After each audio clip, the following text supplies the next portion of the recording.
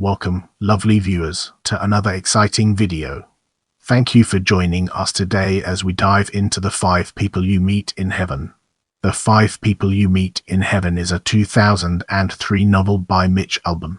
It follows the life and death of a ride mechanic named Eddie, inspired by Albom's uncle, who is killed in an amusement park accident and sent to heaven, where he encounters 5 people who had a significant impact on him while he was alive. It was published by Hyperion and remained on the New York Times bestseller list for 95 weeks. As we enter this new phase, let's navigate the complexities of plot and discover its practical applications. On his 83rd birthday, amusement park ride mechanic Eddie is killed in an accident when a ride breaks down. During the accident, he makes a desperate attempt to save a little girl's life. Eddie arrives in heaven, where he meets the Blue Man. The Blue Man explains that Eddie is about to journey through heaven's 5 levels, meeting someone who has had a significant impact upon his life or someone on whom his life had a significant impact. Eddie asks why the Blue Man is his first person, and he informs Eddie that, when Eddie was very young, he caused the car accident that killed him. From this, Eddie learns his first lesson: there are no random events in life, and all individuals and experiences are connected in some way. Eddie meets his former captain from the army, who reminds Eddie of their time together as prisoners of war in a forced labor camp in the Philippines. Their group burned the camp during their escape, and Eddie, while running away, remembers seeing a shadow move in one of the huts. The captain confesses that he shot Eddie in the leg to prevent Eddie from chasing the shadow into the fire. This saved Eddie's life despite leaving him with a lifelong severe limp. Eddie then learns how the captain died. He stepped on a landmine that would have killed all the men had he not set it off. Eddie finds himself outside a diner, where he sees his father through a window. A well-dressed woman named Ruby appears and introduces herself to him. Ruby explains that Ruby Pier was named after her by her husband Emil, who built it in tribute to her. Ruby shows Eddie the true cause of his father's death, which is different from what he had always believed. She tells Eddie that he needs to forgive his father. Eddie meets his late wife, Marguerite. They remember their wedding, and Marguerite teaches Eddie that love is never lost in death. It just moves on and takes a different form.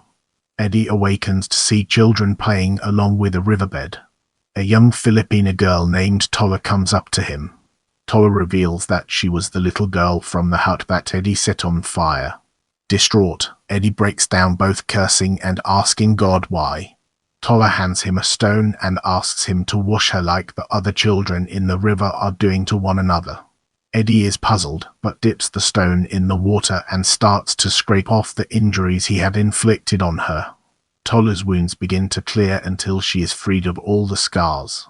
Eddie asks Tola if she knows if he was able to save the little girl before his death. Tola tells him he did manage to push her out of the way. In this way, Tola explains, he also managed to atone every day for her unnecessary death. In the end, it shows that Eddie's heaven is the Stardust Bandshell, where he met Marguerite.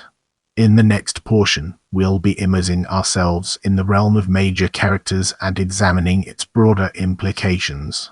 Eddie, the protagonist and main character around whom the story centers. At the start of the story, he is killed on his 83rd birthday. Marguerite, Eddie's wife, whom he met at Ruby Pier and married after returning from World War II. Joseph Karvelchik, the Blue Man. Joseph is the first man Eddie meets in heaven. His skin had been turned blue when he was a boy because of the repeated ingestion of silver nitrate, thought to be an effective medication at the time. The captain, Eddie's commanding officer during the war. Ruby, a middle-aged widow for whom Ruby Pier is named by her fiancé Emil. Emil, Ruby's husband, who also created the original Ruby Pier. Mickey Shea, an alcoholic Irishman, the longtime close friend of Eddie's mother and father. Mickey is impulsive, festive, and lonely. Mickey helps Eddie's father get his job at Ruby Pier, and when Eddie is born, he gives his parents money to help with their financial struggles. Tola, Eddie's 5th person in heaven, a little Filipino girl who Eddie unknowingly killed while he and his unit are escaping captivity during the war. Tola is affectionate, trusting, and wise. Following her mother's instructions, Tola hides from Eddie and his men in one of the abandoned village huts. Nicky, mentioned only briefly, a teenage boy who frequently visits Ruby Pier. Nicky turns out to be the grandson of Ruby, for whom the amusement park was named. Nicky uses his car key on the ride Freddy's Free for a few weeks before Eddie dies. Moving on to the next segment, we have reception. Janet Maslin, writing in the New York Times, gave a cynical review, calling the story a string of reassuring verities. While she thought the story manipulative, she acknowledged its power to comfort people. Publishers Weekly's review was far more positive, comparing the book favorably to A Christmas Carol and saying it would be cherished by a vast readership. Let's now zoom in on adaptation and uncover the hidden gems that lie within. A made-for-television film adaptation of the novel, produced by Hallmark Entertainment and filmed in Vancouver, British Columbia, premiered on ABC in 2004. Jon Voight starred as Eddie, with Ellen Burstyn as Ruby and Jeff Daniels as the Blue Man. The New York Times gave the film a negative review, calling it too slow-paced and overly sentimental. The review suggested the film was only made due to the success of Tuesdays with Morrie, another film based on an Albom novel. Leave a comment below and let me know what you thought of this video.